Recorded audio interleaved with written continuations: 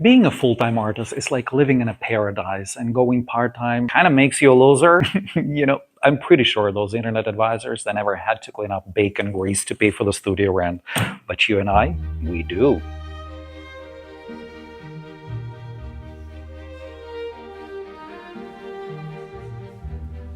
Being a full-time artist or going part-time, to decide, it's such pressure, really. And when you hear from everywhere how beautiful it is to be a full-time artist and you can create 24/7 nonstop in your studio, and if you're a part-time artist, you're kind of like a total failure and a loser. Baroque masters, they never had to deal with this because they were never in a situation like this. But we hear it from everywhere, from YouTube, beautiful YouTube creators who live in California or Canada, and they tell you you should go full-time, and you're listening to them. Or those faceless Reddit users who never show you their works, but they tell you, oh, I'm a full-time artist and it's such a beautiful thing. And we're sitting there and we're going nuts and we're thinking, what shall we do? Shall I be a full-time artist or shall I go part-time? I tried both. I was a full-time artist and I was a part-time artist. Yes, I have to tell you my story because my story is such a beautiful illustration on this messy decision-making process. So, welcome to my grand Amsterdam fantasy. Sometimes life just corners you and you have to do things you really don't want to do. That's basically how I ended up taking my stuff and moving from Florence to Amsterdam, bringing not just my clothes, not only my clothes, but also almost 100 canvases rolled up like this. Yeah, I know. The first time here in Amsterdam, I felt, I don't know, maybe like a house plant that is ripped off of its pot and the roots are cut off and it's thrown in the dark corner. I mean, the Netherlands is a beautiful dark corner. Don't get me wrong. I love it here. For transplants like myself, the first time here, it can feel very lonely, actually. And the Dutch, they're great. They're very friendly. They're just not easy to make friends with. And I thought before I start making some significant stuff on canvas, I should combat my loneliness. And I did what I think any rational middle-aged classical oil painter with 40 years of experience would do. I went to work as a waiter in a breakfast restaurant in a 5-star hotel, serving scrambled eggs and coffee to tourists. Such a beautiful career move for an artist, right? Yeah. But anyway, in my head, I had this perfect little plan. I would be working only 3 days a week in the morning. I would have all afternoons plus 4 more days off, and I would be able to paint in my studio. Yeah, I'll make some cash, which is also good, and I will make some friends and find some models. That's what I thought. But let me tell you something about the Netherlands. In the Netherlands, you can work beside people, but it doesn't mean you're working with people. You can be very friendly to each other, but it does mean you're friends. I know it's everywhere like this, but in the Netherlands, it kind of goes to the extreme. And if you want to make friends with Dutch, you can offer them to grab a coffee after work, and they're friendly. They will say, yes, of course, that's such a lovely idea. How about 3 Tuesdays from now at exactly 2 p.m.? You're not sure if they're serious, but they are. And you don't know if you want to have that coffee in 3 weeks. You better be there. It's planned. We will drink that coffee. We'll make friends with you because it's in the schedule. That's the Dutch culture. The Dutch diary is something sacred to Dutch. I did not know this. And when I started noticing these things, these cultural differences, I kind of started thinking that, maybe my little beautiful plan about being a part-time artist and having this part-time job, maybe in real life, it will be something different. Did it work out? Well, it was a very good exercise on socializing, but it was not the beginning of this romantic, new part-time artistic life, I imagine. So, my little beautiful plan, how did it actually work out in the reality? My schedule at a hotel was 3 days a week, very early morning shifts from 5 a.m. till 11:30 a.m. I can handle this. I would work in the morning and then I would go to my studio and paint in the afternoon. That's plenty of time to create masterpieces, and yes, I did it. I would finish my shift, I would go home, and when I'm home, I was so totally tired and exhausted. My brain was literally fried like those fried eggs I was serving. This was probably when I realized that I do have a problem. I did calculate the time in my schedule, but I forgot to calculate my exhaustion and my energy. Time and energy, they're totally different things. And when you look at your own schedule, you see in your calendars, you will see time dedicated to work or to some houseworks or errands or whatever. it doesn't mean just time. It means your energy that you have to invest doing these things. I did have the afternoons. I didn't have the energy. And I like comparing everything to food or languages. Let's compare this to a breakfast buffet in a 5-star hotel. All this beautiful food, you look at it and you're like, oh, I can eat it all. But you only have this tiny plate. Question number 1 is, can you fit it all on this tiny plate? And even if you can, question number 2 is, can you be able to digest it? All that beauty. The job is technically just the time, just a box in a calendar, but you actually need the energy to fill in this box. Then when you come back home, your battery is almost empty. And there is one more thing I kind of forgot to calculate when I was thinking about taking that part-time job. Well, not a thing, things, plural. And it was actually not just the hotel draining my energy. When I would finish working, I would get back home, and guess what? The real life was waiting for me there too. Housework, errands. I have 4 little dogs. Well, yes, they're chihuahuas. They're small, but it doesn't mean they're invisible. You need to walk with them. You need to feed them. And they actually need some love and attention. And I also do have a partner who is a living, breathing human being and who needs attention and sometimes love as well. Surprise, surprise. Imagine that. So by the time I finished my work, I would get back home, I would walk my dogs, I would feed them, I would spend time with my partner, and I would do some housework and run some errands. And then, how much energy do I have left? 0. You see, and this is another thing we kind of forget to plan, and we forget to calculate it when we're thinking about taking a part-time job.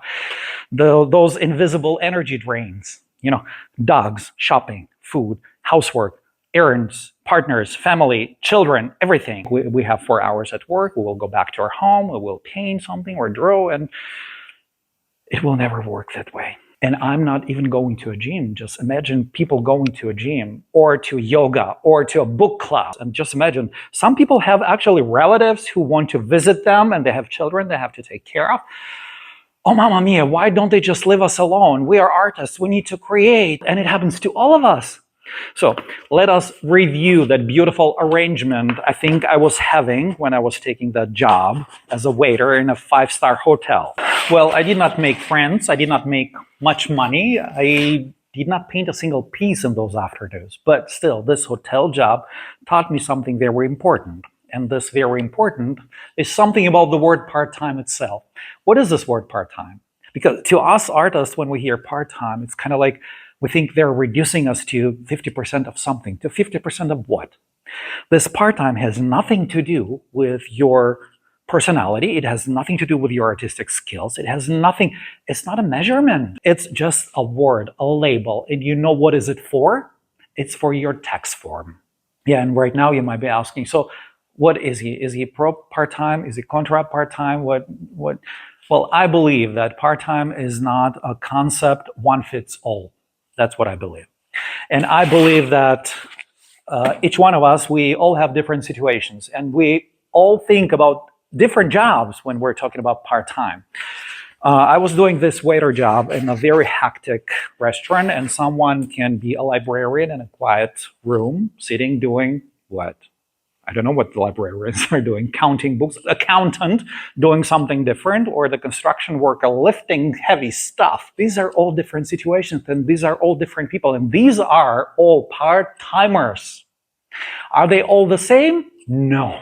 And on paper, it might look that they're working 20 hours. All of them are part-timers. But when it comes to the reality, to real life, they're all in different situations. And when you watch all those videos and people will give you advice on starting a new job and going 50% of time, part-time, what job are they talking about exactly? What job are you thinking when they're talking about being part-time?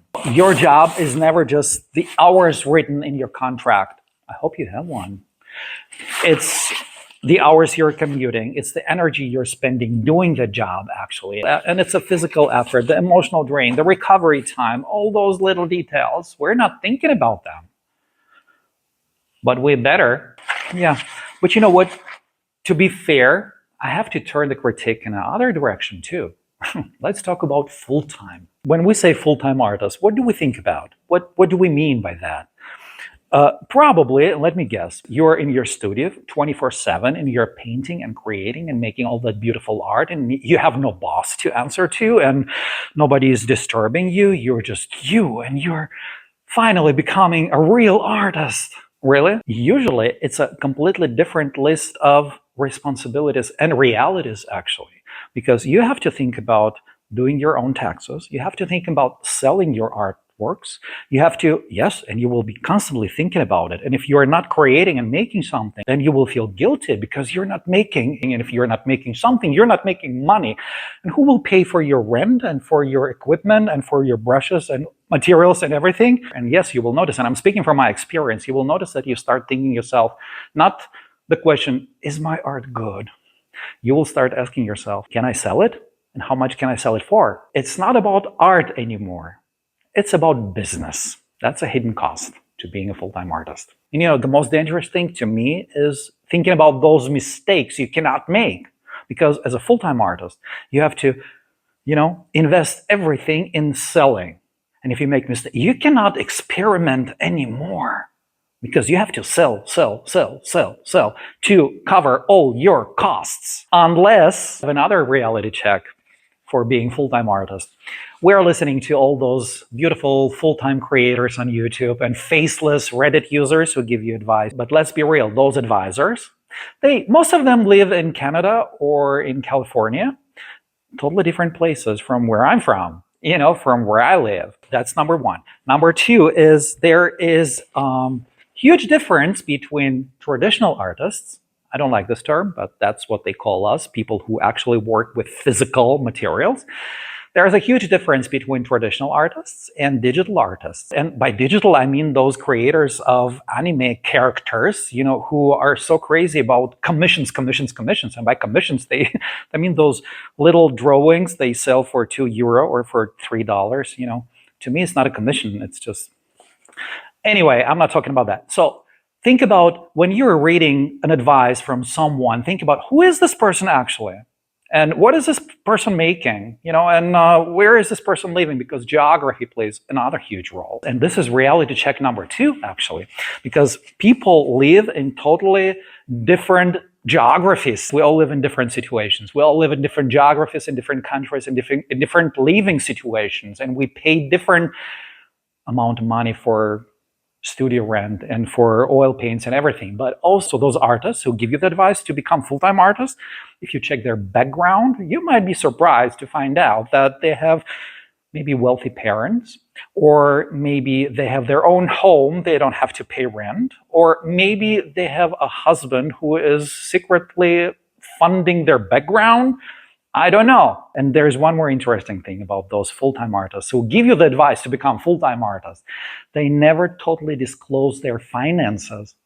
Dimitri, how dare you talk about people's finances? Well, why the hell not? They dare giving us advice on becoming full-time artists without knowing our situations. And I want to see the receipts. Yeah, and before following their advice to become a full-time artist, I want to audit their bank accounts because, I just want to make sure I'm not missing any important piece of that magical success, And, I'm living in Amsterdam. And even in Amsterdam, I cannot compare my situation, to another artist living in Amsterdam because I do not know their situation. They might be born here. They might grow up here. They might have families and houses and everything. They might not pay for rent as much as I do. That's what I'm saying. Next time you hear the advice from someone to become a full-time artist, you have to compare the situations. You have to compare the circumstances, So nobody, absolutely nobody on this entire internet can give you an advice to become full-time artist or part-time artist. But what I can do, I can help you look at your situation with brutal honesty. Do you want to try it? You sure? So how do we actually figure this out? I have 4 little things I want you to look at. I want you to ask yourself. These are 4 little questions. Remember, I'm not your doctor. I'm not a psychologist, not a psychiatrist. I'm not your shrink. I'm just a simple painter. And I ask myself the same questions. That's why I'm, sharing it with you, trying to help, So the question number 1 is, what does your job actually cost you? Not just how much time you spend at your job, but how much energy do you invest in this job, and the commute time and the recovery time after that job. Because you see, when I would come back home from my shift, I was zero energy, literally.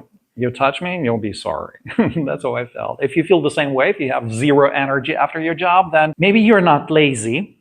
Maybe you just have no energy. And maybe, just maybe you can try adjusting something, little detail in that job you're doing. Question number 2, what does your art actually need right now? Does it need to be big or can it be small?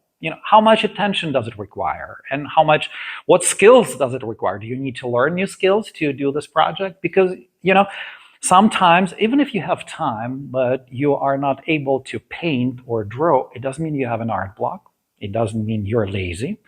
It might just mean that the project is too big or too vague, or you see no direction where you need to go. Maybe you should rearrange the project itself, reduce it. I don't know, maybe. Question number 3 is, how much pressure do you put on this project, actually? How much pressure do you put on your art? Because sometimes we make this little tiny painting and we want this painting to cover all our expenses for the next 5 years. It is achievable, it is possible, yes, but is it realistic for you? It might be, you tell me. And question number 4, what is one thing you can change today and test it for 2 weeks? No drastic decisions, no drama, per favore. I quit my job. No, do not quit your job. Just, change something little and see how it works for you. If your arrangement is just perfect and it works perfectly for you, then you know what? Who cares what others say? If it's part-time, if it's full-time, you're creating, you're happy, hallelujah. And I've kind of forgot to tell you a couple of things. I sound very aggressive when I talk about those beautiful creators from California, those full-time artists from Canada who give us advices. I'm not aggressive. I like them and I watch them. They're so sweet, and I don't know, how do you say it in English? They have those pink glasses. They see everything in a different light, but just, remove them from their bubble and let them go from Canada to, I don't know, and they will notice that life is a bit different there, and it's not that easy to be a full-time artist anymore, So I'm not picking, and I'll tell you one more thing, and I think it's kind of funny. All those artists who are calling themselves full-time artists, but they're on YouTube and they're monetized, they're YouTube creators. Well, being YouTuber is a full-time job, so they probably shouldn't call themselves full-time artists anymore.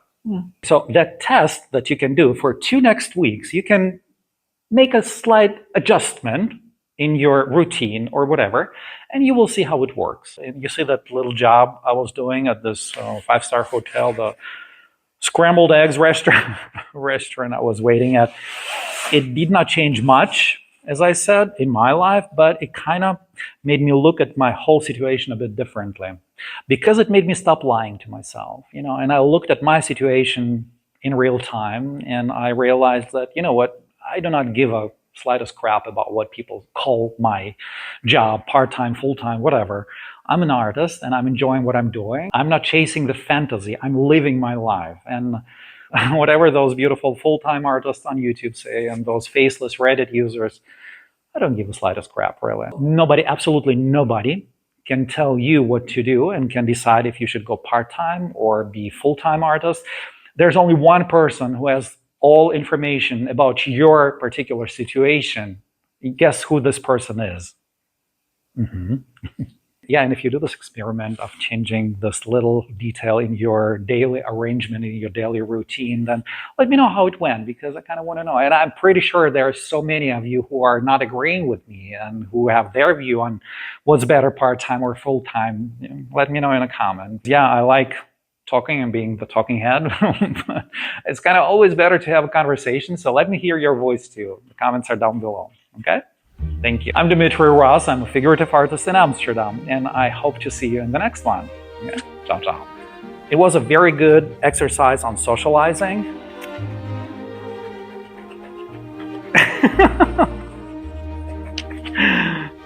And that's it.